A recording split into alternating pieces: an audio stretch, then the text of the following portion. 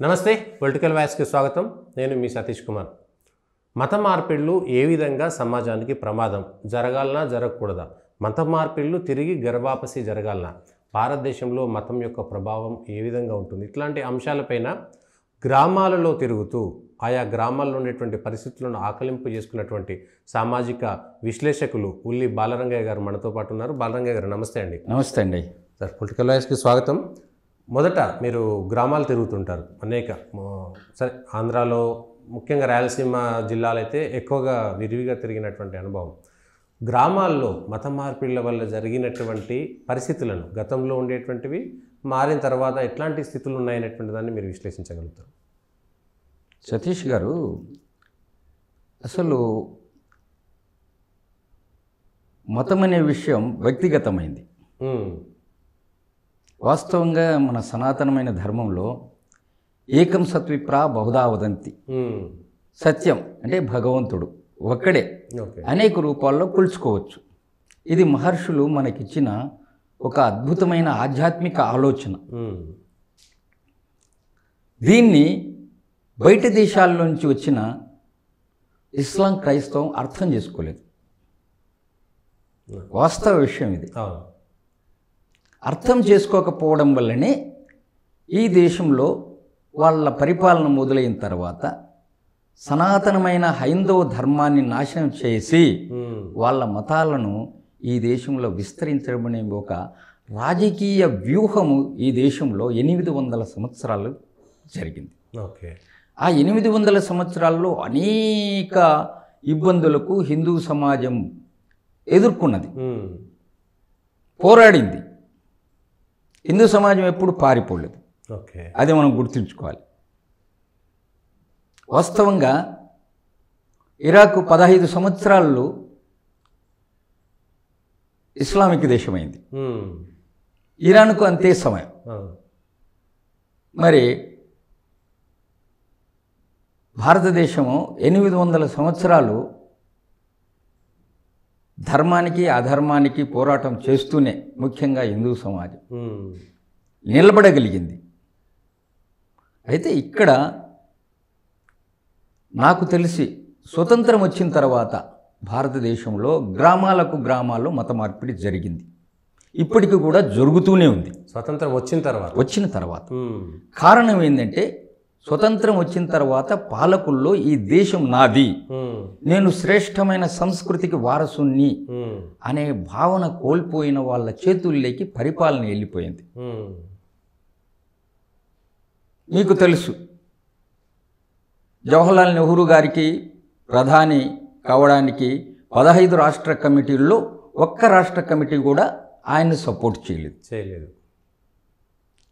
దేశమంతా కూడా సర్దార్ వల్లభాయ్ పటేల్ ప్రధాని అయితే దేశానికి మేలు జరుగుతుంది.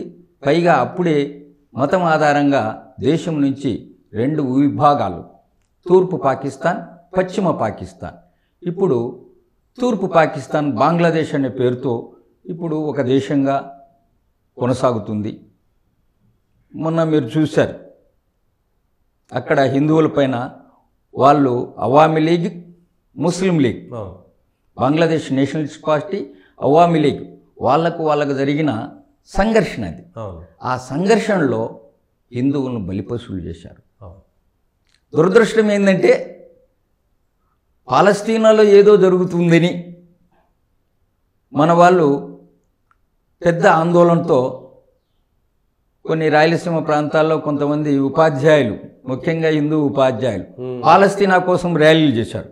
కానీ భారతదేశంలో భాగంగా ఉండి 1947 వరకు మన దేశం నుంచి మతం ఆధారంగా ఇడిపోయిన బంగ్లాదేశ్లో హిందువుల గురించి వీళ్ళు ఎప్పుడూ ఆలోచన చేయలేదు. కారణం తెలియదు. వీళ్ళను మౌల్డ్ చేసే జాతి వ్యతిరేక శక్తుల ఆలోచనలు ముఖ్యంగా హిందూ సమాజం అర్థం చేసుకోలేదని నా అభిప్రాయం. ఇంకొకటి, అసలు మనం మొదటే చెప్పుకున్నాం, ఏ ముస్లిం కూడా తన ధర్మానికి అన్యాయం జరిగితే, నష్టం జరిగితే ప్రతిస్పందించకుండా ఉండడు, అతను ఏ రాజకీయ క్షేత్రంలో ఉండినప్పటికీ. కానీ దురదృష్టం ఏంటంటే, ఈ దేశంలో స్వతంత్రం వచ్చిన తర్వాత పాలించిందంతా కూడా లౌకికవాదం ముసుగు వేసుకున్న హిందువులే. అవును. ఈ దేశం సంపదలన్నీ కూడా అనుభవిస్తున్నది హిందువులే. మరి ధర్మం గురించి ఆలోచన చేయడంలో వాళ్ళు వెనుకబడిపోయారు. వాళ్లకు ధర్మాన్ని గురించి ఆలోచన చేయకపోతే ఈ దేశానికి ఏం నష్టము అనే స్పృహ కూడా మన దేశ రాజకీయ నాయకుల్లో పూర్తిగా లుప్తమైపోయింది. ఏం నష్టం జరుగుతుంది ధర్మం గురించి ఆలోచించకపోతే రాజకీయ నాయకులు ఏం నష్టం జరుగుతుంది? మీరు క్షేత్రస్థాయిలో ఉన్నటువంటి వాళ్ళు ఏం జరుగుతుంది? ఈరోజు గ్రామాల్లో కుటుంబాలు నాశనమైనాయి. మంచితనము మనిషి నుంచి దూరం అయిపోయింది. దేవాలయం కేంద్రంగా ఆ రోజు ధార్మిక కార్యక్రమాలు, ఆధ్యాత్మిక ఉపన్యాసాలు జరిగేటివి. ఇవి ఇప్పుడు జరగడం లేదు. దేవాలయము ఈరోజు సాధారణంగా అక్కడ కూడా రాజకీయాలు, ముఖ్యంగా మన దేశంలో దేవాలయ వ్యవస్థను రాజకీయపరం చేశారు. ముఖ్యమైన ఇటీవల మనకు హిందూ శంఖారావం పేరుతో జనవరి 5వ తేదీ అద్భుతమైన ఒక కార్యక్రమం జరిగింది విజయవాడ కేంద్రంగా. అది ఆ సమావేశం జరగడానికి కారణం ఏంటి? హిందువులు ధర్మబద్ధంగా కాకుండా ఏదైతే ధర్మానికి విరుద్ధమైన భావజాలముతో వెళ్ళడం వల్లే దీనికి కారణం మన రాజకీయ నాయకులు. భగవద్గీతలో యదదాచరది శ్రేష్ఠ తత్ర దేవో తరోజన సయత్ ప్రమాణం కురితే లోకస్థ ధనువర్తతే అని కృష్ణ భగవానుడు చెప్పినాడంటే శ్రేష్ఠులు అంటే ఈ దేశ పాలకులు. ఓకే. శరీరానికి హార్టు ఎంత ప్రధానమైనదో ఆ హార్ట్ సక్రమంగా ఉంటేనే శరీరంలో అన్ని భాగాలు పనిచేస్తాయి. ఇది మనకు తెలిసిన సైన్స్ చెప్పే విషయం. భగవద్గీతలో ఇదే చెప్పాడు. సమాజాన్ని ఎవరైతే నడిపిస్తారో వాళ్ళు సక్రమంగా లేకపోతే, వాళ్ళు ప్రామాణికంగా లేకపోతే నష్టం జరుగుతుందని ముందే శ్రీకృష్ణ పరమాత్మ మనకు చెప్పాడు. దాన్ని మనం సరైన అర్థం చేసుకోకుండా మనం విఫలమయ్యాం మొత్తం మీద. ఇందుకు కారణం కూడా ఉంది. స్వతంత్రం వచ్చిన తర్వాత విద్యా వ్యవస్థ మన చేతుల్లో నుంచి వెళ్ళిపోయింది. ఈ దేశం అంటే ద్వేషించి, ఈ సంస్కృతి అంటే వ్యతిరేకించే వాళ్ళు, అకారణంగా ద్వేషించే వాళ్ళు చేతుల్లోకి విద్యా వ్యవస్థ వెళ్ళిపోయింది. అందుకు కారణాలు వాస్తవంగా హిందూ పాలకులే. ఎందుకంటే మౌలానా అబుల్ కలాం ఆజాద్ మొదటి విద్యాశాఖ మంత్రి భారతదేశానికి. వాస్తవంగా ఆయన జన్మస్థలం మక్కా. జన్మతః భారతీయుడు కాదు. ఇటీవల కాలంలో ఒక కొత్త సిద్ధాంతాన్ని కొంతమంది లేవదీస్తున్నారు. ఆయన పూర్వులు ఎప్పుడో భారతదేశంలో ఉండారంట, వాళ్ళు వెళ్ళిపోయారు. కొత్త సిద్ధాంతం, కొత్త వాదనలు. ఆయన ఓన్ చేసుకోవాలి కాబట్టి ఏదో చెప్పాలి అంతే. ఇది ఒకటి. ఇంకొక విషయం ఏంటంటే అసలు అన్ని మతాలు సమానమని మనం చెప్తూ ఉంటే మా మతం మాత్రమే గొప్పది, మా మతాన్ని అనుసరిస్తే మాత్రమే మీకు స్వర్గము అని పబ్లిక్గా మైకుల్లో చెప్పడం, గోడల మీద రాతలు రాయడం. మనకు సాధారణంగా మీరు బయట ప్రయాణం చేస్తుంటే అనేక చోట్ల బ్రిడ్జీలపైన రాస్తుంది యేసుక్రీస్తు మాత్రమే నిజమైన దేవుడు. దాని అర్థమేంది? భారత రాజ్యాంగమేమో అన్ని మతాలు ఒకటే, అన్ని ఆరాధనా విధానాలు సత్యమైనవే అని భారత రాజ్యాంగం చెప్తుంది. మరి భారత రాజ్యాంగానికి వ్యతిరేకంగా ఇది జరుగుతుంది. అంటే యేసు అందరికీ దేవుడు, యేసు నిజమైన దేవుడు అనేటువంటిది రాజ్యాంగానికి వ్యతిరేకం. అంతే కదా. ఇప్పుడు రాజ్యాంగంలో ఏముంది? అన్ని మతాలు సమానం. అవును. అన్ని మతాల వాళ్లకు స్వేచ్ఛ ఉంది. అవును. అన్ని మతాలలో వాళ్లకు నచ్చిన రీతిలో ప్రార్థన చేసుకోవచ్చు. ఇందులో ఎవరికి అభ్యంతరం ఉండకూడదు అనేది కూడా రాజ్యాంగంలో రచించబడింది. అవును. కానీ యేసుక్రీస్తు మాత్రమే దేవుడు, నిజమైన దేవుడు. అంటే మిగతా వాళ్ళ మతస్థులు నమ్మే దేవుళ్ళు నిజం కాదనే కదా అర్థం, అదే కదా. ఇలాగా మన రాజ్యాంగం ఏదైతే చెప్పిందో దాన్ని తప్పుడు మార్గంలో కొంతమంది వ్యాఖ్యానిస్తున్నారు. మతం మార్చడం మాకు హక్కు అవును అని కొంతమంది కొన్ని గ్రూపుల వాళ్ళు వాదిస్తున్నారు. వాస్తవంగా మీరు గ్రామాల్లోకి వెళ్తే ఒక గ్రామంలో 2-3 చర్చిలు ఉంటాయి. ఆ గ్రామంలో పంచాయతీ జనాభా లెక్కలు చేస్తే క్రైస్తవులు అనే జనాభా లెక్క ఒక్క వ్యక్తి తేలడు, ఒక్కరు ఉండరు. కానీ 2-3 చర్చిలు ఆ గ్రామంలో ఉంటాయి. అవును. దీనికి అంతటికీ కారణం ఈ దేశాన్ని పరిపాలిస్తున్న పాలకులు. ఏ రాజకీయ పార్టీ అయినా సరే అన్ని రాజకీయ పార్టీలకు ఈ మకిలం అంటించాల్సిందే. అంతే. ఈ తప్పిదంలో అందరికీ భాగస్వామ్యం ఉంది. ఇంకొక విషయం కూడా, ఇంత గ్రామాలు మత మార్పిడి జరుగుతున్నా వాస్తవంగా వాళ్ళు ఆదివారం చర్చికి వెళ్తారు. అవును. ఒక విషయం మీకు తెలుసో తెలియదో నేను చెప్తాను. ఆదివారము పనికి పోయే వ్యక్తి చర్చికి పోవాలంటే 10,000 ఇచ్చినా పనికి రాడు, చర్చికి వెళ్తాడు. అంటే మతం పైన ఎంత నిబద్ధతను నూరిపోస్తున్నారు ఈ దేశంలో కొన్ని సంస్థలు. ఈ సంస్థల వెనక కొన్ని దళిత సంఘాలు, అంబేద్కరిస్టులు, బౌద్ధిస్టులు, వీళ్ళ వెనక ఇంటర్నేషనల్ ఆర్గనైజేషన్స్. ఓకే, అంటే పేరు మాత్రమే దళిత సంఘాలు. ఓ విచిత్రమైన విషయం ఏంటంటే, ఇందులో దళిత సంఘాలు, బౌద్ధిస్టుల్లో, నాస్తికవాదుల్లో మతం మొత్తం ఉంది అనే కమ్యూనిస్టులు జరిపారు. వాస్తవంగా మతాన్ని అంగీకరించరు కమ్యూనిస్టులు ప్రపంచ దేశాల్లో, మన దేశంలో కాదు. వాళ్ళు ఈ మత మార్పిడి గ్రూపులో వెనకల్లా వాళ్ళు పనిచేస్తున్నారు. చిత్రం ఏంటంటే, ఈ దేశంలో హిందూ సమాజంలో ఉండే చాలామంది రాజకీయ నాయకులకు, అధికారులకు ఈ విషయం తెలిసినా వీళ్ళు మిన్నకుండిపోతున్నారు. కారణం ఏంటంటే, ధర్మం గురించి ఆలోచన చేసే ఆలోచనలో నుంచి మన దేశంలో పాలకులు, ప్రభుత్వ అధికారులు దూరంగా జరిగిపోయారు. అంతే. అధికారము ఎవరైనా ప్రయత్నం చేస్తే ధర్మబద్ధంగా జీవించాలా, మత మార్పిడులు అవసరం లేదు. ఏకం సత్విప్రా బహుధా వదంతి, సత్యం ఒకటే అయినప్పుడు ఒక మతంలో ఉన్న నా మతంలోకి రమ్మని పిలవడం ఏంటి? ఇది ధర్మానికి విరుద్ధమైంది. పైగా ఈ హిందూ ధర్మము అన్ని మత ఆలోచనలో శ్రేష్టత్వాన్ని తీసుకోమంటుంది. ఎక్కడ కూడా మన మత గ్రంథాల్లో మాదే గొప్పది, మా ఆరాధన విధానమే శ్రేష్టమైంది అని ఎక్కడా చెప్పరు.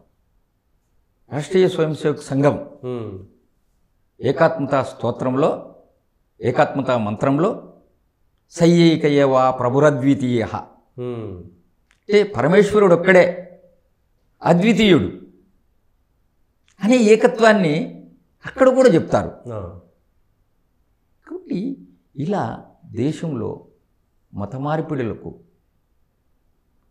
అంతర్జాతీయ సంస్థలు, ఈ అంతర్జాతీయ సంస్థల నుంచి వచ్చే నిధులు స్వతంత్ర వచ్చిన తర్వాత పాలకులు వాటిని తమకు అనుకూలంగా మలుచుకున్నారు. ఆ నిధులను, ఓకే, డబ్బులను మలుచుకున్నారు, వాళ్ళని ఓటు బ్యాంకుగా మార్చుకున్నారు. ఓటు బ్యాంకుగా మార్చుకున్నారు. ఇంకొకటి, మన సమాజంలో ఉండే కులపరమైన విభజన, ఇది ప్రధానంగా హిందూ సమాజానికి పెద్ద నష్టం చేసే విషయం. మీరు అన్నట్టుగా కులాలకు సంబంధించి ఎవరో పాపం కొందరు అంటరాని తనం వల్ల మాత్రమే మతం మారుతున్నారు అనుకుందాము. కానీ మీరు ఆంధ్రలో చూడండి, తెలంగాణలో ఈ విషయం తక్కువ. రెడ్లు, చౌదరులు, కమ్మలు, కాపులు అనుకునేటువంటి వాళ్ళందరూ కూడా చాలామంది మతం మారడానికి వెళ్ళిపోతున్నారు. మీకు సంబంధించి మాజీ ముఖ్యమంత్రి కూడా మతం మారినటువంటి వాళ్ళకేమీ అంటరాంతరం లేదు, వాళ్ళేమీ కులవీక్ష అనుభవించలేదు. కానీ ఆంధ్రాలో ఎజ్రా శాస్త్రి అనేటువంటి పేరుతోటి మతం మారుతున్నారు. ఎందుకు ఇదంతా జరుగుతున్నది? ఇక్కడ ఒకటేంటంటే సతీష్ గారు, స్వాతంత్రానికి పూర్వం బ్రిటిష్ వాళ్ళు హిందూ సమాజాన్ని బలహీనపరచడానికి అనేక కుట్రలు చేశారు. సామాన్యమైన కుట్రలు కాదు అవి. కుట్రలో ఒకటి చెప్తాను. ఆర్యులోనే ఒక జాతిని మార్క్స్ ముల్లర్ చేత సృష్టింపజేశారు. వాస్తవంగా ఆర్య ద్రావిడ సిద్ధాంతాన్ని ప్రతిపాదించిన మార్క్స్ ముల్లరు ఎప్పుడైతే రెండవ ప్రపంచ యుద్ధంలో జర్మనీ రెండవ ప్రపంచ యుద్ధానికి కారణమై కూర్చున్నదో అప్పుడు రెండవ ప్రపంచ యుద్ధంలో మిత్రపక్ష కూటమి బ్రిటన్.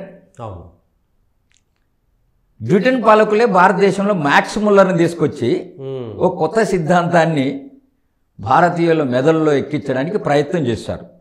ఆ ప్రయత్నంలో భాగంగా ఏం చేశారంటే ఆర్య ద్రావిడ సిద్ధాంతాన్ని మార్క్స్ ముల్లర్ చేత చెప్పించారు. అది కొంతవరకు వర్కౌట్ చేయడానికి ప్రయత్నం జరిగింది. ఇప్పటికీ జరుగుతూనే ఉంది. చిత్రం ఏంటంటే నేను చదివిన యూనివర్సిటీలో ఆర్యులు బయట నుంచి వచ్చారు, ఆర్యులు ఎక్కడ వారు అనే ఒక పెద్ద చాప్టరే ఉంది హిస్టరీలో. వాస్తవంగా రెండవ ప్రపంచ యుద్ధంలో జర్మనీని ఎప్పుడైతే కారణమైందో బ్రిటన్ వాళ్ళు మార్క్స్ ముల్లర్కి చెప్పారు,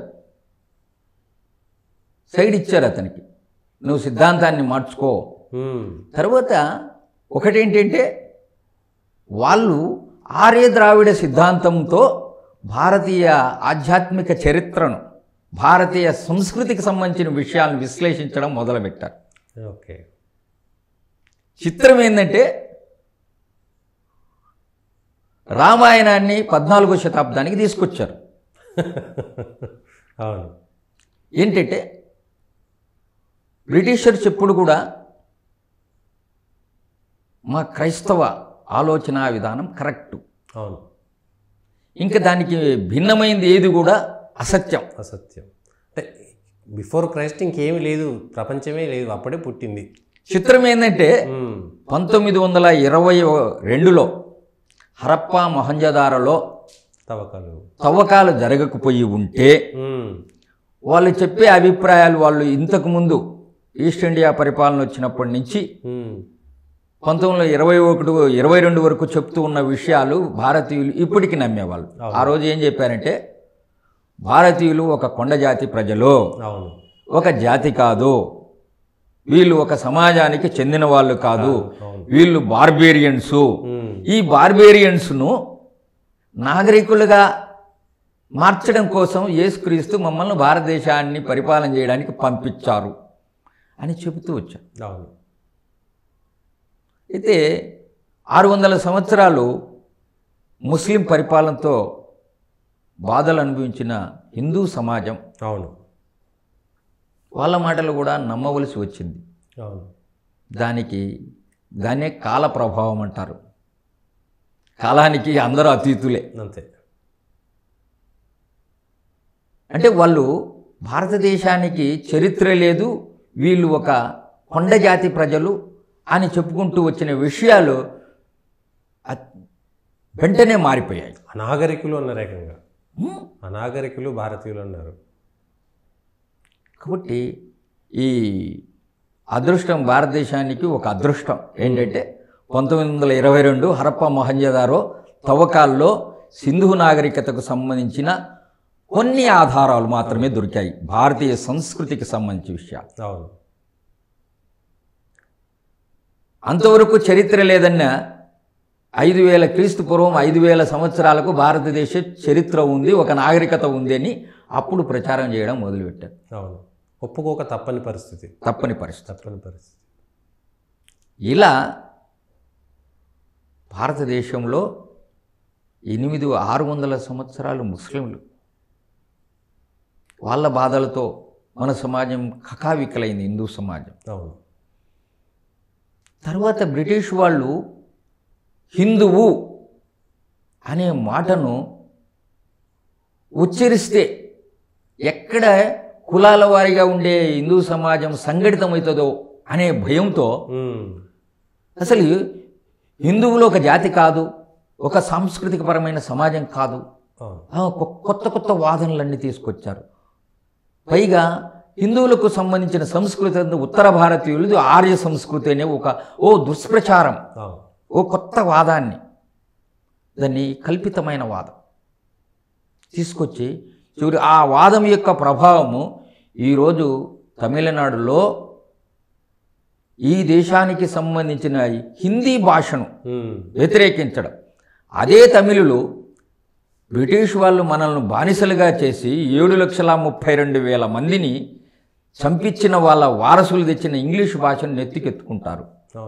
కానీ ఈ స్వదేశీ దేవాలయాలు కూల్చినటువంటి మొఘలుల ఉర్దూను కూడా ఒప్పుకుంటున్నారు వాళ్ళు. మళ్ళీ ఉర్దూను ఒప్పుకుంటున్నారు, కానీ భారతీయ భాష అయినటువంటి హిందీని కానీ సంస్కృతాన్ని కానీ ఒప్పుకోమంటారు. ఇది ఏం తింటారు? అవును, అంటే అంత కలుషితం చేసేసారు ఆల్రెడీ. ఈరోజు విషం అసలు ఒక రాష్ట్ర మంత్రి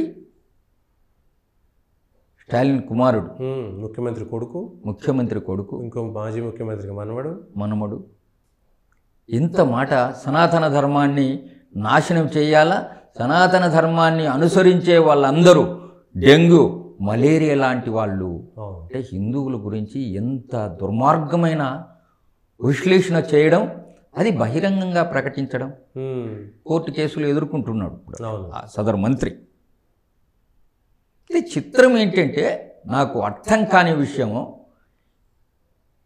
గతంలో ఇదే మంత్రి గ్రాండ్ ఫాదర్ కరుణానిధి రామసేతు విషయం పైన విషయం కక్కడం కాదు, ఆయన ఇష్టం వచ్చినట్టు శ్రీరామచంద్రుని యొక్క చరిత్ర గురించి, శ్రీరామచంద్రుని యొక్క ఆలోచన విధానం గురించి మాట్లాడాడు. దాన్ని దృష్టిలో పెట్టుకొని ఈరోజు పెద్ద మేము లౌకికవాద పార్టీ అని కాంగ్రెస్ చెప్పుకుంటుంది. తర్వాత స్వతంత్రం మా వల్లనే వచ్చింది, ఇంకా ఎవరు స్వతంత్రం కోసం పోరాటం చేయలేదు, ఎవరు ప్రాణత్యాగాలు చేయలేదు. వాస్తవంగా ఇప్పుడు చెప్పుకునే కాంగ్రెస్ నాయకులు వాళ్ళ కుటుంబాలు ఎవరు ప్రాణదానం చేసిన దాఖలాలు లేవు స్వతంత్రం కోసం. చెప్పుకోవాలంటే ఇద్దరినే చెప్పుకోవాలి ఈ దేశంలో గొప్పవాళ్ళుగా. ఒకరు సుభాష్ చంద్రబోస్, రెండవ వారు వీర సావర్కర్. ఇంకా మిగతా వాళ్ళు వాళ్ళకు తక్కువ కేడర్లోనే ఉంటారు. అయితే ఆ పార్టీ ఏం చేసింది తెలుసా? విచిత్రమైన విషయం, అసలు రామాయణం ఒక మిథ్య, ఓ కట్టుకథ అని సుప్రీంకోర్టు అఫిడవిట్ ఇచ్చింది. ఎంత దుర్మార్గమైన విషయం. ఇండోనేషియాలో ఈరోజు రామకథను ప్రతి సంవత్సరము అక్కడ ఒక పెద్ద ఉత్సవంగా చేస్తారు. వాస్తవంగా ఇండోనేషియా భారతీయ సంస్కృతి జీర్ణించుకొని ఇస్లాం పద్ధతిని అనుసరించే ఒక శ్రేష్టమైన దేశం, ప్రపంచంలోనే అత్యధిక ఇస్లాం జనాభా కలిగిన దేశం. ఆ దేశంలో వాళ్ళ మిసైల్స్ పేరు ఘటోత్కచ, గరుడా ఎయిర్లైన్స్ వాళ్ళ ఎయిర్లైన్స్ పేరు. అసలు మనకు అటువంటి పేర్లు మనం పెడితే ఈ దేశంలో ఎంత లౌకికవాదం ముసుగు వేసుకున్న హిందువులు ఎంత రచ్చ చేసేవారో మనం ఆ రచ్చ గురించి మనకు అర్థమే కాదు, ఊహించలేము. వాళ్ళ నోట్ల పైన లక్ష్మీదేవి, గణేశుడు ఉంటాడు. బహ్రెయిన్ దేశంలో నోట్లపైన రాముడు ఉంటాడు. బహ్రెయిన్ ముస్లిం కంట్రీ, ముస్లిం రాజు ఇప్పటికీ. చిత్రం ఏంటంటే ఇటీవల ఒక వార్త వచ్చింది, సౌదీ అరేబియా యువరాజు ఆయన భారతీయ యోగాను సౌదీ అరేబియా యువకులకు చెప్తే యువత దారి తప్పరు అనే ఆలోచనకు వచ్చినట్టు ఇటీవల కొన్ని వార్తలు వచ్చాయి. ఇది మనం గర్వంగా ఫీల్ కావాల్సిన అవసరం లేదు. మనిషి ఆలోచన విధానంలో సంయమనాన్ని కోల్పోకుండా ఉండడానికి యోగా అనేది మనకు మహర్షులు ఇచ్చిన, ప్రపంచానికి, భారతీయులకే కాదు, హిందువులకే కాదు, సమాజానికి మొత్తం మానవ సమాజానికి ఇచ్చిన ఒక గొప్ప వరం. దాన్ని సౌదీ అరేబియా యువరాజు ఆ ప్రపోజల్తో విద్యా వ్యవస్థలో తీసుకురావాలని ఒక ప్రయత్నం చేస్తున్నట్లు వార్తలు ఉన్నాయి. ఇది మంచి ప్రయత్నమే.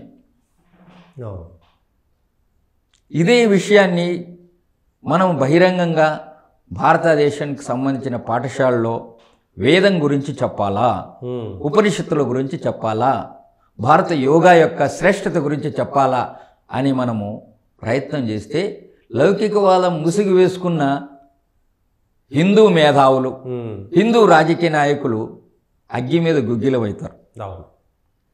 అసలు ఇంత పర్వర్ట్ ఎందుకు చెందారో అర్థం కావడం లేదు సతీష్ గారు. కారణం ఏంటి?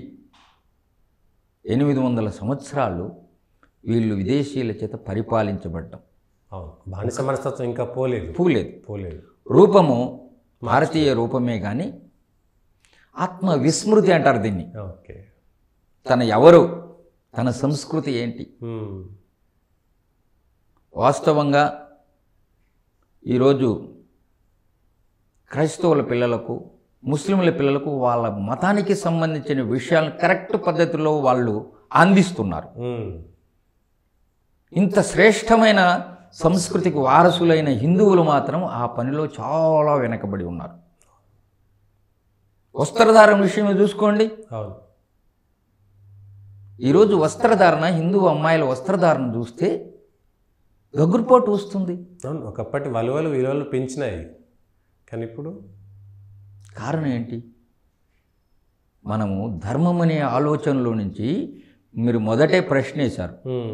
గ్రామాలు ధర్మానికి కేంద్రాలుగా ఉండేవి. ఈరోజు గ్రామాల్లో కూడా ధర్మం దారి తప్పింది. అందుకు అనేక కారణాలు.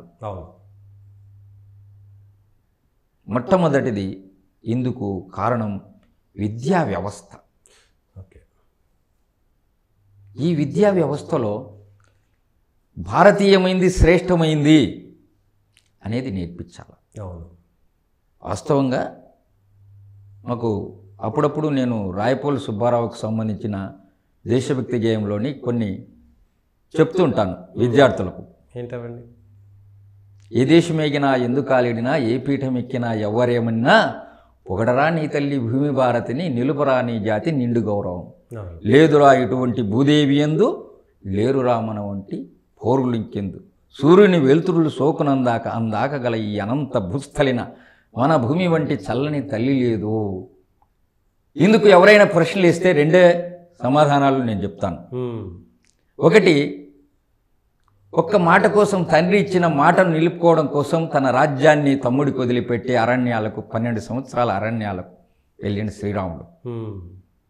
ఒక్క మాటను, ఇచ్చిన మాటను కట్టుబడి ఉండాలా, తన రాజ్యాన్ని, తన భార్యను అన్నీ వదులుకొని కాటికాపరి వృత్తి చేసిన సత్యహరిశ్చంద్రుడు. ఇంత మించి చెప్పగలిగిన వ్యక్తులు ప్రపంచ భూమండలంలో ఎవరూ లేరు. అందుకే రాయపోలు సుబ్బారావు గారు ఈ మాట అని ఉంటారేమో బహుశా. తర్వాత ఇంకొకటి, ప్రపంచమంతా యూదులను వెంటాడి వేటాడింది. అందుకు అనేక కారణాలు ఉన్నాయి. యూదులను క్రైస్తవులు వెంటాడి వేటాడడానికి అనేక కారణాలు.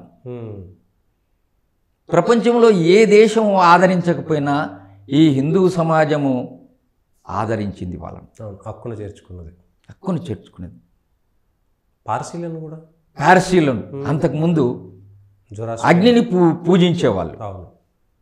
అది ఎప్పుడైతే ఇస్లాం పరిపాలన లేకపోయిందో, మీరు చస్తారా, ఇస్లాంను స్వీకరిస్తారా, లేకపోతే దేశం నుంచి వదిలి వెళ్ళండి అని హుకుం జారీ చేయడంతో ప్రాణాలను అరచేతి పెట్టుకొని పారసీకులు భారతదేశానికి వచ్చారు. వాళ్ళని ఆదరించింది హిందూ సమాజం. అయితే వాళ్ళు ఆదరించిన దానికి ఈరోజు అక్కడి నుంచి వచ్చిన పారసీకులు ఈ దేశ ఆర్థిక వ్యవస్థలో కీలకమైన పాత్ర పోషిస్తున్న అందులో టాటా ఫ్యామిలీ. ఎందుకంటే వాళ్ళు ఎప్పటికీ భారతదేశం మమ్మల్ని ఆదరించింది. ఒకసారి జంషెడ్ టాటాను ఇంట్రొడ్యూస్ చేసేటప్పుడు ఇందిరాగాంధీ గారు ఉన్నప్పుడు ఒక కథనం ఉండే, is Jamshed Tata from Persia అని ఇంట్రొడ్యూస్ చేసిందట. ఆ ఇంటర్వ్యూ అయిపోయిన తర్వాత ఆయన చాలా బాధపడినట. ఐ ఆమ్ ట్రూ భారతీయన్. Okay, why did you introduce like that అని ఆమెతో ఆయన బాధను వ్యక్తం చేసినట్లు ఒక కథనం ఉంది. అది ఎంతవరకు నిజమో తెలియదు. ఇలా రాయపోలు సుబ్బారావు చెప్పిన దాంట్లో సత్యం ఉంది. తర్వాత నిన్న కోవిడ్లో క్లోరోక్విన్ అన్ని దేశాలకు మనం పంపించాం. తర్వాత మనకు వ్యాక్సిన్ మన దేశానికే అనే కొన్ని భావన లేదు. చిన్న చిన్న దేశాలకు పంపించాం. దీన్ని బట్టి మనము రాయపోలు సుబ్బారావు చెప్పిన విషయంలో లేదురా ఇటువంటి భూదేవి ఎందు, లేర్రా మన వంటి పౌరులు ఇంకెందు. అసలు 1947లో దేశం మతం ఆధారంగా పంచబడింది. రెండు భూభాగాలు, అటు బంగ్లాదేశ్ ఇటు పాకిస్తాన్, అవి మత దేశాలు అయినప్పుడు ఇది కూడా మత దేశం కావాలి. హిందువులు మెజారిటీగా ఉండరు, మతం ఆధారంగానే దేశం పంచబడింది. కానీ ఇక్కడ ఏ హిందువు కూడా అవి మత దేశాలు అయినాయి కాబట్టి దీన్ని కూడా మతదేశం చేయాలని కోరలేదు, కోరుకోడు కూడా. ఆలోచనలు వీడు లేదు. కొన్ని వేల సంవత్సరాలుగా వీడి రక్తంలో లోక సమస్త సుఖినో భవంతు, సర్వే జన సుఖినో భవంతు, లోకస్థ సుఖినో భవంతు. అందుకనే మనకు శాంతి మంత్రంలో కూడా చెప్తారు, సహనావతు సహనో భునక్తు సహవీర్యం కరావావహై తేజస్వినావదీతమస్తు మా విద్విషావహై. చూడండి ఎంత గొప్ప విషయం చెప్తారో. ఎవ్వరికి కూడా బాధలు ఉండకూడదు. హిందువులనే మాట ఎక్కడ లేదు. ఎవ్వరికి బాధలు ఉండకూడదు. లోకమంతా ఈ సృష్టి అంతా బాగుండాలి. ఇంత శ్రేష్టమైన ఆలోచనలు ఒక హిందువుకు తప్ప ఎవరికి ఉంటాయి? అయినప్పటికీ వీడిని మతం అనే ముసుగులో ఈ దేశంలో హిందూ సంఖ్యను తగ్గించి మళ్ళా ఒకసారి దేశాన్ని విభజించే కుట్ర ప్రయత్నాలు ఈ దేశంలో జరుగుతున్నాయి. ఇంకా మనకు మొన్నటి వరకు 3 లక్షల మంది కాశ్మీర్ నుంచి తరిమివేయడానికి ఏంటి? కాశ్మీర్ను ఒక స్వతంత్ర దేశంగా లేకుంటే పాకిస్తాన్లో ఒక భాగంగా చేయడం కోసమే కదా. ఎంత హింస జరిగింది అంటే మెజారిటీగా వాళ్ళు ఉంటే మైనారిటీలను తరిమివేయాలా? ఈ ఆలోచన ఎప్పుడైనా హిందూ చేస్తాడా? చేయలేడు. చరిత్రలో ఎక్కడ లేదు, చేయలేడు. వీడి ఆలోచన అంతా సర్వే భవంతు సుఖినో సర్వే సంతు నిరామయ. వీడి ఆలోచనలతోనే వీడు ఉంటాడు. ఈరోజు రాయలసీమలో చాలా ప్రాంతాల్లో హిందువులు దర్గాలకు మొక్కుతారు. రమతాబాద్ పోయి పిల్లలు పుడితే వాళ్ళ పేర్లు పెట్టుకుంటారు. ఒక ఊరు చింతలపల్లి అని ఉంది, పూర్వామిల మండలం, కడప జిల్లాలో. ఆ ఊర్లో అన్ని పేర్లు అన్ని ముస్లింల పేర్లే, కానీ హిందువులు వాళ్ళంతా. పైగా ఏదో తెలియక బలవంతంగా మతం మారినారా అని అనుకోవడానికి పేర్లు పెట్టుకున్నారనుకో. పైగా సామాజికంగా బలమైన బలిజ కులానికి చెందిన వాళ్ళు. ఇప్పుడు మీరు ఒక ప్రశ్న వేశారు, వివక్షతే మతం మారడానికి కారణమా? ఈ విశ్లేషణ చాలా రోజుల నుంచి చేస్తున్నారు ఈ అంబేద్కరిస్టులు, దళిత ముసుగు వేసుకున్న కమ్యూనిస్టు వాదకులు. అంటే హిందూ సమాజాన్ని బలహీనపరచడంలో ఈ విశ్లేషణ ఒక భాగం. వాస్తవంగా రాయలసీమలో రెడ్లు, కోస్తాలో కాపులు కమ్మలు మతం మార్చుకోవడానికి ఏ వివక్షత లేదు కదా. లేదు. మరి ఎందుకు మతం మార్చుకుంటున్నారు? ధర్మం పట్ల నిష్ఠ లేకపోవడం వల్ల, తన ధర్మం శ్రేష్టమైంది అనే భావనకు దూరంగా హిందూ జరిగిపోవడం వల్ల ఇది జరుగుతుంది. ఇప్పుడు మీరు వాళ్ళ బ్రెయిన్ అట్లా వాష్ అయిపోయింది పూర్తిగా. రాయలసీమ ప్రాంతాల్లో చాలా దళిత వాడల్లో చాలామంది హిందువులు హిందూ ధర్మాన్ని అనుసరిస్తూ గణేష్ ఉత్సవాలు చేస్తారు. వాళ్ళ మీద ఎన్నో కుట్రలు కుతంత్రాలు జరుగుతున్నాయి.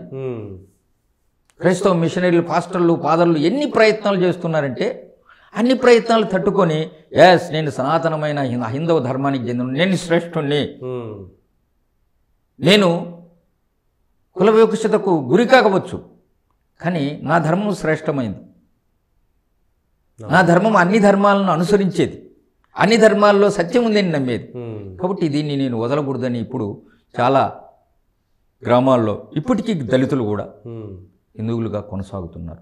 వివక్షత ఉంది వాళ్ళ విషయంలో. దానికి అనేక కారణాలు. వివక్షత లేని సమాజం ఎక్కడైనా ఉందా? మరి ఏదో రూపంలో ఉంటుంది, ఏదో రూపంలో ఉంది. మొన్నటి వరకు దక్షిణాఫ్రికాలో క్రైస్తవులు చేసింది ఏంది? నల్ల క్రైస్తవుల విషయంలో అమెరికాలో జరిగింది, బ్రిటన్లో జరిగింది. బానిసత్వం అనేది భావన ఎవరు సమాజానికి అందించారు? క్రైస్తవం నుంచి వచ్చింది. బానిసలు కొనుగోలు చేయడం. ఎస్, మన దేశం నుంచి అనేక దేశాల్లోకి అమ్మబడ్డారు కదా. తర్వాత 10 సంవత్సరాలు ఇరాన్ ఇరాక్ ఎందుకు యుద్ధం చేసుకున్నది? కొన్ని లక్షల మంది ఇరువైపుల నుంచి చచ్చిపోయారు. కారణం ఏంటి? వాళ్ళ మతంలో షియా సున్నీ వర్గంలో విభేదాలు. ఇది వివక్షత కిందికి రాదా? వస్తుంది కదా. హిందూ సమాజంలోనే వివక్షత ఉందా? దీన్ని మాత్రమే హైలైట్ చేశారు. కారణం ఏంటంటే హిందూ సమాజాన్ని బలహీనపరచాలా అనే ఒక అంతర్జాతీయమైన కుట్రను మన దేశంలో కొన్ని వర్గాలు. చిత్రం ఏమిటంటే ఇతర దేశాల్లో మెజారిటీ వాళ్ళు మైనారిటీలను మతం మారుస్తుంటారు. భారతదేశంలో మైనారిటీలు మెజారిటీ వాళ్ళ యొక్క మతాన్ని మారుస్తుంటారు. ఇది ఇంకా విచిత్రం. ఇది భారతదేశం యొక్క దౌర్భాగ్యమే ఇంకేమిటో. దౌర్భాగ్యం కాదు. ఈ దేశంలో హిందూ సంస్కృతి ధర్మం గురించి ఆలోచన చేసే వాళ్ళపైన, వాళ్ళ ఆలోచనల బురద జల్లే ఒక వర్గం ఈ దేశంలో ఉంది. అది కమ్యూనిస్టు వర్గం కావచ్చు, హేతువాద వర్గం కావచ్చు, నాస్తికవాదం కావచ్చు, ప్రజాస్వామ్యవాదులనే ప్రజాస్వామ్య హక్కుల సంఘాల వాళ్ళు కావచ్చు, ఆమ్నెస్టీ ఇంటర్నేషనల్ సంఘం అనే పేరుతో ఉన్నవాళ్ళు కావచ్చు. ఈ దేశంలో ఈ సంస్కృతి కోసం, ఈ ధర్మం కోసం పనిచేసే వాళ్ళపైన బురద జల్లడానికి ముఖ్యంగా ప్రింట్ మీడియాను వాళ్ళ చేతుల్లో పెట్టుకొని ఇంతకాలం ఆటలాడుతూ వస్తున్నారు. ఇప్పటికి కూడా వాళ్ళ ఆటలు కొనసాగుతూనే ఉన్నాయి. ఇటీవల కాలంలో కొంత జాతీయవాద దృక్పథం కలిగిన వాళ్ళు కొన్ని ఛానల్స్, కొన్ని పోర్టళ్ళు నడుపుకోవడం వల్ల కొంత, పైగా ఇంకొకటి ఏంటంటే సోషల్ మీడియా. ఈ దేశంలో హిందూ సమాజం సంఘటితం కావడానికి ముఖ్యంగా సోషల్ మీడియా ప్రధాన పాత్ర పోషిస్తుంది. ఎందుకంటే ప్రింట్ మీడియా అంతా కూడా ఈ దేశాన్ని, ఈ సంస్కృతిని వ్యతిరేకించే వాళ్ళ చేతుల్లో ఉన్నది కాబట్టి హిందూ సంస్కృతికి ఏ నష్టం జరిగినా దానికి ప్రాధాన్యత ఇచ్చేవాళ్ళు కాదు. వాస్తవంగా మనకి 91 నుంచి 96 వరకు కాశ్మీరు మారణహోమం గురించి ఎక్కడ కూడా ప్రింట్ మీడియాలో ఆర్టికల్స్ వచ్చేటివి కాదు. ఆ జరిగిన 30 ఏళ్ళ తర్వాత ఇప్పుడు జనాలకు తెలుస్తుంది, అయ్యో ఇంత జరిగిందా, మాకేమీ తెలియదని ప్రజలకు ఇప్పుడు గ్రామాలలో ఇప్పుడు తెలుస్తుంది. ఇంకొక విచిత్రమైన విషయం ఏంటంటే దళిత సంఘాలకు నేను అడిగే ప్రశ్న ఏంటంటే, భారత రాజ్యాంగం, భారతదేశ రిజర్వేషన్లు రాజ్యాంగం ద్వారా సంక్రమించినవి కాశ్మీర్లో మొన్నటి వరకు 370 ఆర్టికల్ 35A రద్దు చేసేంత వరకు దాని ప్రసక్తే లేదు. మొన్న 6 మంది రిజర్వేషన్ కోటా కింద 6 మంది ఎమ్మెల్యేలు అయ్యారు. మొట్టమొదటిసారి భారతదేశ చరిత్రలో. మరి రిజర్వేషన్ల కథ ఏంటి? అక్కడ దళితులు లేరా జమ్మూ కాశ్మీర్లో? అవును. గణనీయ సంఖ్యలో దళితులు ఉన్నారు. ఉమ్, మరి రాజ్యాంగం రచించిన అంబేద్కర్ రచించిన రాజ్యాంగ ఫలితాలు నిమ్న వర్గాలు, కాశ్మీర్లో ఉండే నిమ్న వర్గాలకు అందలేదు. ఉమ్. ఈ విషయం వాళ్ళకు తెలియదా? ఒక్కరు బయటికి చెప్పలేదు. అంటే దీని వెనకల్లా ఈ విషయం బయటకు వస్తే, ఉమ్, ఎందుకంటే ఈ దేశంలో దళిత సంఘాలు, కొన్ని ముస్లిం సంఘాలు ఉమ్, జాతి వ్యతిరేక ఆలోచనలో భాగం పంచుకుంటున్నాయి. అవును. కాబట్టి ఈ విషయం ఫోకస్ చేయడానికి వాళ్ళు ఎప్పటికీ సాహసించలేరు.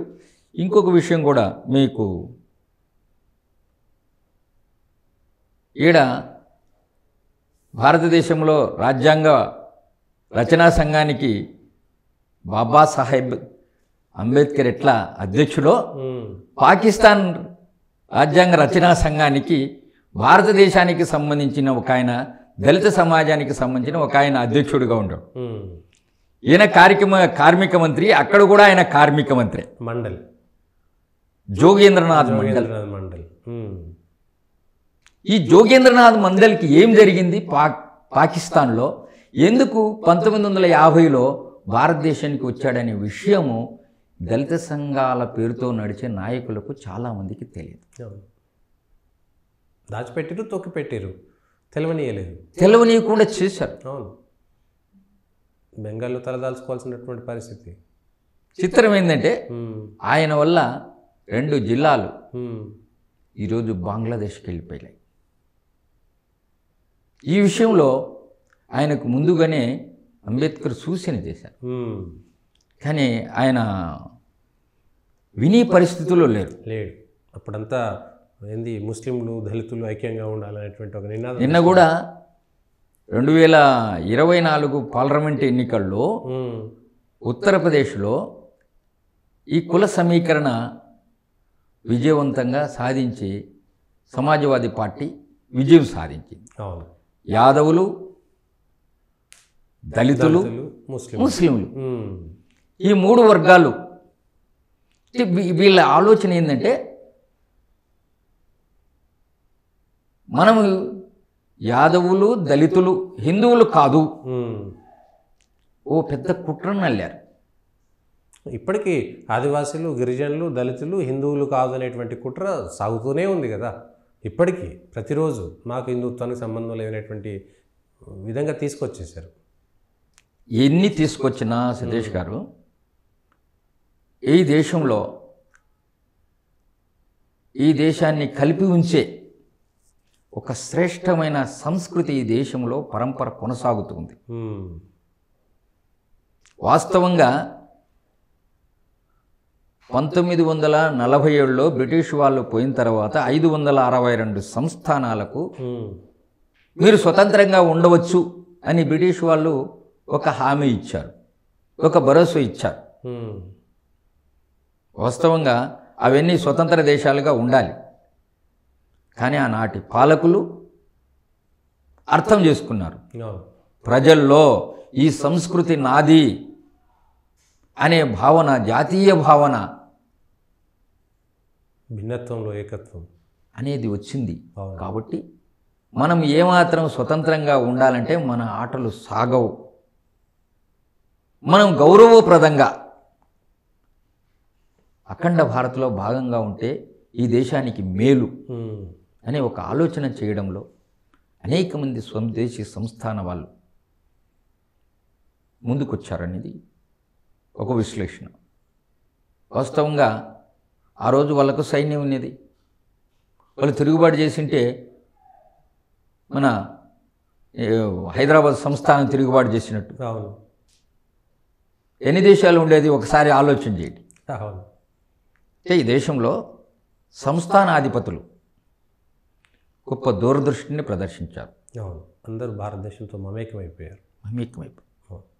ఇది కాబట్టి దీన్ని ఒక ముగించుకునే దశలో ఒక మాట, సరే ఈ హిందువులు ఇవన్నీ ఒక మాట చెప్పుకుంటే, సరే హిందువులను ముస్లిం పాలకులు, బ్రిటిష్ పాలకులు ఏదో సర్వనాశనం చేశారంటే, హిందువుల్లో ఉండేటువంటి ఆ చైతన్యం ఎందుకు తెచ్చిపోయింది? హిందువులు మేమంతా హిందువులము, మాదంతా ఒక కొన్ని లక్షల సంవత్సరాల యొక్క పరంపర కలిగినటువంటి గొప్ప జాతి, గొప్ప ప్రపంచానికి నాగరికత నేర్పినటువంటి గొప్ప జాతి అనేటువంటి భావుకత నుంచి ఎందుకు దూరం జరిగారు? హిందువుల తప్పు లేదంటారా? వాళ్ళ మీదకి తప్పు నెట్టేస్తారా? హిందువుల్లో కూడా తప్పు ఉంది. హిందువుల్లో కూడా ఇంకొకటి ఏంటంటే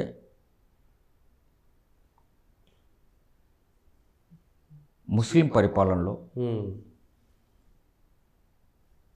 అనేకమైన ఆలోచనలతో ఒక ఆధ్యాత్మిక పరంపర కొనసాగింది. రామానుజాచార్య, శంకరాచార్య, ఇట్లా వల్లభాచార్య, చైతన్యుడు, ఇట్లా అనేక మంది హిందూ సమాజంలో సంస్కరణ తేవడం కోసం, హిందువులను సమీకరించడం కోసం, హిందువులు ధర్మబద్ధంగా నడిపించడం కోసం ప్రయత్నం జరిగింది. ఇదే ధర్మంలో ఏదైనా తప్పు జరిగితే ఈ ధర్మం నుంచే కొందరు వచ్చారు.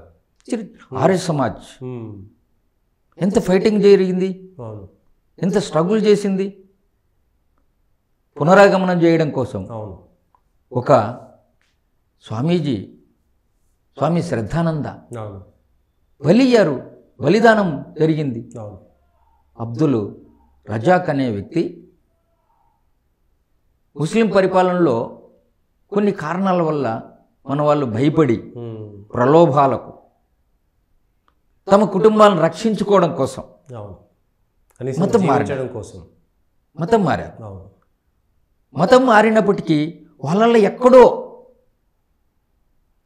ఒక ఆశ, నేను మళ్ళా స్వధర్మానికి వెళ్ళాలి. అది వాళ్ళకి, అటువంటి వాళ్లకు ఆర్య సమాజం అనే ఒక దీపం దొరికింది. వాస్తవంగా ఇస్లాం మతంలో ఉండి ఇస్లాం మతాన్ని దూషిస్తే బ్రతకలేరు. క్రైస్తవంలో కూడా అంతే. మన గెలీలియోని చూసాం, కోపర్నికస్ని చూసాం, బ్రూనోని కాల్చి చంపారు. ఎందుకు? క్రైస్తవానికి వ్యతిరేకంగా మాట్లాడినందుకు, నిజాలు చెప్పినందుకు. క్రైస్తవము భూకేంద్ర సిద్ధాంతాన్ని నమ్ముకొని ఇదో ఈ సంవత్సరంలో బైబిల్ ఆధారంగా భూమి పుట్టింది అని సూత్రీకరించారు. దాన్ని వ్యతిరేకిస్తూ బ్రూనో, కోపర్నికస్, గెలీలియో వీళ్ళు సైన్స్కు సంబంధించిన భావాలతో భూమి సూర్యుని చుట్టూ తిరుగుతుంది, భూమి గుండ్రంగా ఉంది. భారతీయులు కూడా అండపిండ బ్రహ్మాండం అన్నారు ఈ విశ్వాన్ని. అండపిండ బ్రహ్మాండం అనే అర్థంలో ఏంది? ఈ బ్రహ్మాండము కోడిగుడ్డు ఆకారంలో ఉంది, ఆధ్యాత్మిక భావంలో చెప్పారు. దాన్ని బ్రూనో, కోపర్నికస్, గెలీలియో సైంటిఫిక్గా నిరూపించారు. అయితే ఇక్కడ ఏంటంటే ఆర్య సమాజ్ స్థాపించిన స్వామి దయానంద సరస్వతి బహుదేవతారాధనను వ్యతిరేకించారు. కానీ మన దేశంలో ఎవరు ఆయన కొట్టి చంపలే. ఆయన ఆలోచనలు ఆ సమాజానికి కరెక్ట్ అని అంగీకరించారు మన వాళ్ళందరూ. నచ్చిన వాళ్ళు అటువైపు వెళ్ళారు, నచ్చిన వాళ్ళు వదిలేశారు. కానీ ఇస్లాం సమాజంలో అది సాధ్యపడదు. ఆర్య సమాజ్ ఈ ప్రయత్నాల్లో భాగంగా స్వామి శ్రద్ధానంద అనేక గ్రామాలు తిరిగి పరిస్థితుల వల్ల మతం మారిన పూర్వపు హిందువులందరినీ కూడా మళ్ళా స్వధర్మంకి తీసుకొచ్చే ప్రయత్నం చేయడంతో ఈ దేశంలో ఎక్కడ మా సంఖ్య తగ్గిపోతుందో, వాళ్ళు స్వధర్మంలోకి వెళితే మా సంఖ్య ఏముంటుందనే భావనతో కొన్ని ఇస్లామిక్ వర్గాలు కొంతమందిని ప్రేరేపించాయి. ఆ ప్రేరేపణకు గురైన అబ్దుల్ రజాక్ అనే ఒక యువకుడు స్వామి శ్రద్ధానందను కాల్చి చంపుతాడు. 78 ఏళ్ల వయస్సు. అంత వృద్ధుణ్ణి అతి కిరాతకంగా కాల్చింది. దీన్ని ఎవరు కూడా తప్పుపట్టడం లేదు దేశంలో ఇప్పటికీ కూడా. గాంధీజీ స్వయంగా మీకు తెలుసు, స్వామి శ్రద్ధానంద ఆశ్రమంలో గాంధీజీ దక్షిణాఫ్రికాకు వెళ్తే వాళ్ళ కుటుంబాన్ని అంతా ఆర్య సమాజ్ సంస్థ పోషించింది. కానీ ఆయన గాంధీజీ స్వామి శ్రద్ధానంద హత్యను సమర్థించారు ఒక విధంగా. ఇది ఇలా అనేక కారణాలు. హిందువులు తమ ధర్మంకి నష్టం జరిగినప్పుడు ప్రతిఘటించడానికి, ప్రతిస్పందించకపోవడానికి ఇలా చెప్పుకుంటూ పోతే అనేక కారణాలు. మనకు ఛత్రపతి శివాజీ విషయంలో ఒక సంఘటన. మాన్సింగ్ రాజవంశీయుడు, రాజపుత్రుడు, అటువైపు సైన్యాధిపతి, అవసరార్థం అంతే, ఏది తన మనుగడ సాగించుకోవడం కోసం అనేక విధాల ప్రభావాలకు గురి చేస్తాడు. అనేక మాటలు చెప్తాడు. చూడు, నేను సైన్యాధిపతి అయినాను, నువ్వు మొఘలుకు వ్యతిరేకంగా పోరాడి ఏమి సాధించావు? అయినప్పటికీ ఛత్రపతి శివాజీ లొంగలేదు. మనకు చరిత్ర చెప్పిన విషయం. ఇట్లా దేశంలో ఒక పక్క పోరాటం జరుగుతూనే ఒక పక్క హిందూ సమాజం ఆత్మ విస్మృతికి గురి కావడం అనేది సైమిల్టేనియస్గా జరుగుతూ వచ్చింది. సాధారణంగా మనమేమనుకుంటామంటే 10 సంవత్సరాలు హిందువులు బానిసలుగా బ్రతికారు, అనేక ఇబ్బందులు పడ్డారు. ఇబ్బందులు పడింది వాస్తవమే. మరి ఇప్పుడు ఆఫ్ఘనిస్తాన్లో ముస్లింలు మొదటి తాలిబాన్ పరిపాలనలో అనేక ఇబ్బందులు ఎదుర్కొన్నారు. నిన్నగాక 17 లక్షల మంది పారిపోయి వచ్చారు పాకిస్తాన్ బార్డర్లకు. ఏదో ఒక చిత్రమైన విషయం ఏంటంటే, పాకిస్తాన్ బార్డర్లకు వచ్చిన వాళ్ళను 1 నెల టైం ఇచ్చి, మా దేశంలోనే మా ప్రజలకు లేదు తినడానికి, మిమ్మల్ని ఎలా చాకాలా, మిమ్మల్ని ఎలా పోషించాలా అనే పాకిస్తాన్ పాలకులు బలవంతంగా ట్రక్కుల్లో దేశపోయి ఆఫ్ఘనిస్తాన్ బార్డర్లో వదిలిపెట్టారు. ఈ విషయం దేశంలో ఉండే ఎవరు మాట్లాడరు. మరి పక్కన ఉండే బంగ్లాదేశీయులు ముస్లింలే, పక్కన ఉండే ఆఫ్ఘనిస్తానీయులు ముస్లింలే, పాకిస్తానీ ప్రజలు ముస్లింలే, రోహింగ్యాలు అంతే కదా. మరి పక్కన రోహింగ్యాలు, ఇండోనేషియా ఉంది, మలేషియా ఉంది, అనేక ముస్లిం దేశాలు ఉన్నాయి. అక్కడికి వెళ్ళొచ్చు కదా, ఆదరించవచ్చు కదా. సరే, ఇంకొకటి కూడా, పాలస్తీనాకు సంబంధించిన చుట్టుపక్కల ముస్లిం దేశాలు ఉన్నాయి. అన్ని ఇబ్బందులు పడుతుంటే ఈజిప్టు పెద్ద 3 అరలతో గోడ కట్టింది. ముస్లింలే కదా, ఆదరించవచ్చు కదా. మరి ఇదేంది, ఇది ఎలాంటి వివక్షత అంటారు? కుట్ర అది. ఇంకా యూరోప్ దేశాలకు వీళ్ళందరినీ పంపించేసి అక్కడ అలజడులు చేయాలనేటువంటి. ఇంకొకటి, దేశంలో మతం మారితే దేశానికి ఎలా నష్టమో అనే విషయం పైన స్పష్టంగా మన దగ్గర ఆధారాలు ఉన్నాయి.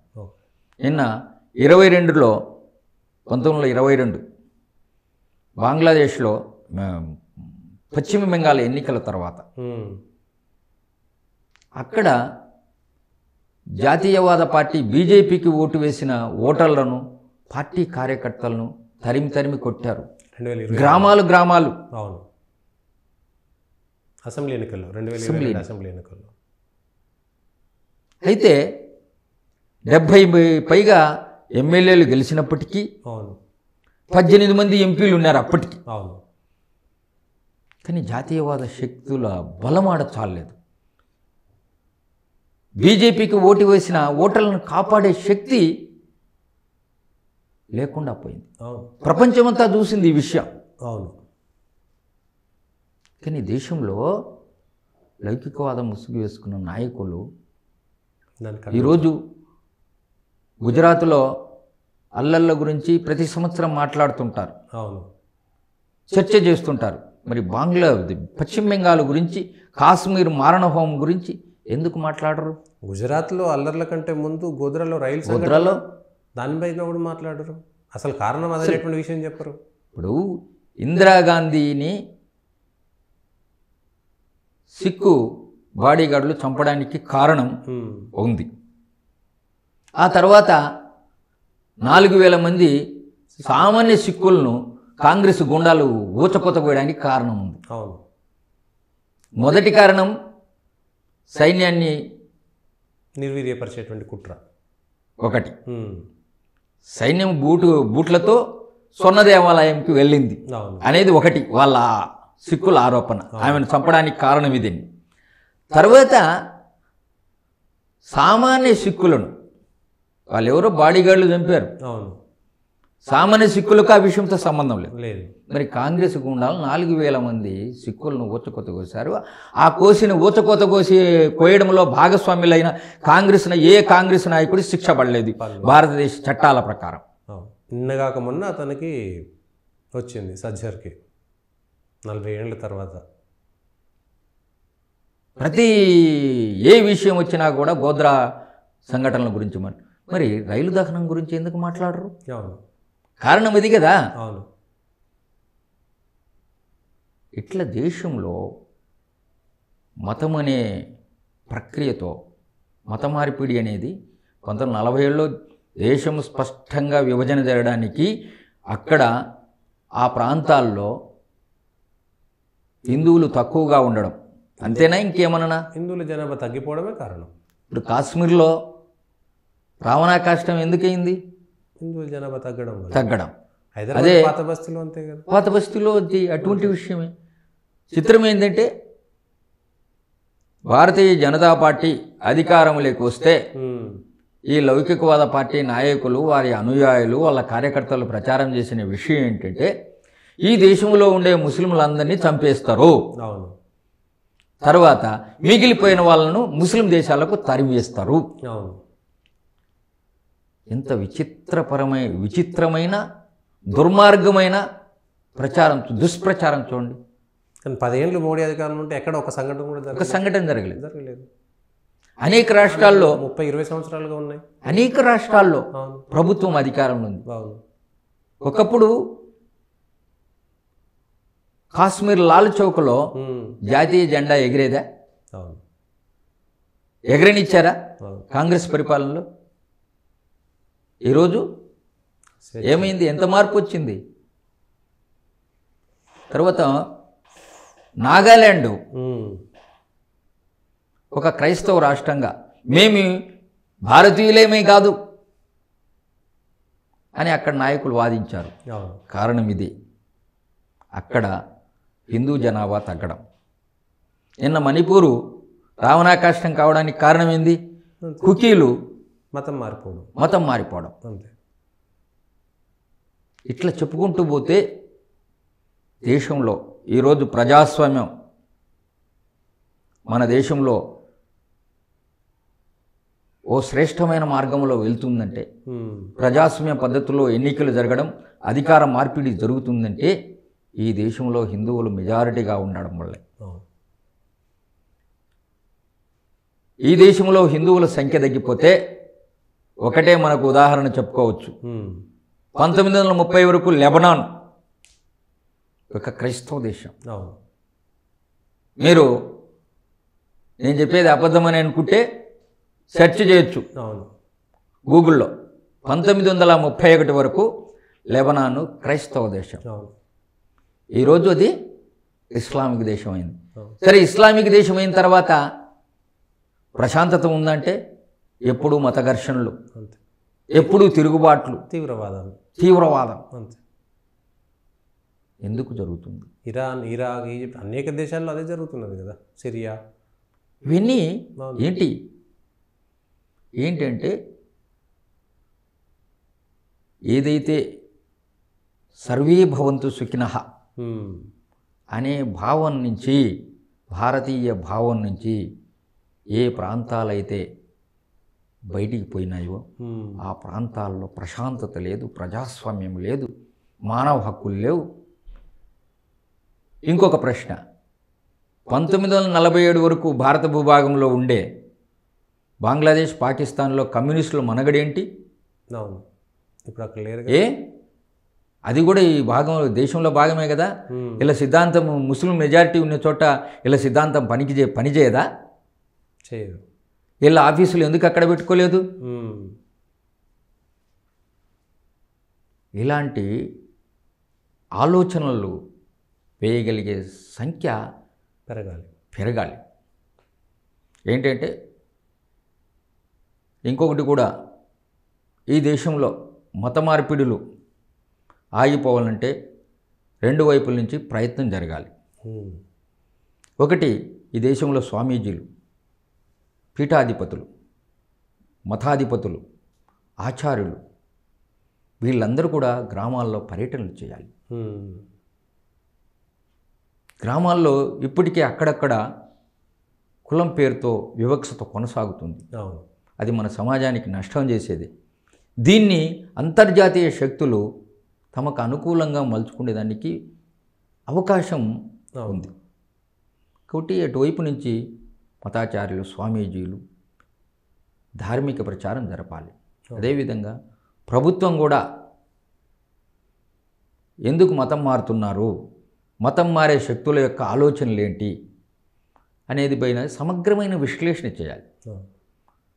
ఒక అబ్జర్వింగ్ ఏజెన్సీ అనేది ఇక ప్రభుత్వం దగ్గర మనం చిత్తశుద్ధిని మనం ఎక్స్పెక్ట్ చేయలేం లేండి. ఎందుకంటే అది రాజకీయాలు అవసరం, ఓటు బ్యాంక్ రాజకీయాలు వాళ్ళు చేస్తారనేటువంటిది మనం ఊహించలేనటువంటి విషయం. సరే ఇది మొత్తానికైతే మత మార్పిళ్ళు ఏ విధంగా అవుతుందనేటువంటి అంశం దేశము, రాష్ట్రము, భారతదేశము గత చరిత్రలో అనేక విషయాలను తెలుసుకునేటువంటి ప్రయత్నం చేశాము. దయచేసి ఈ వీడియోని లైక్ చేయండి, సబ్స్క్రైబ్ చేయండి, షేర్ చేయండి. మీ దగ్గర పంచితే విషయాలన్నీ కూడా బయటకు వస్తుంది. ఇది ఈ రోజునటువంటి చర్చ.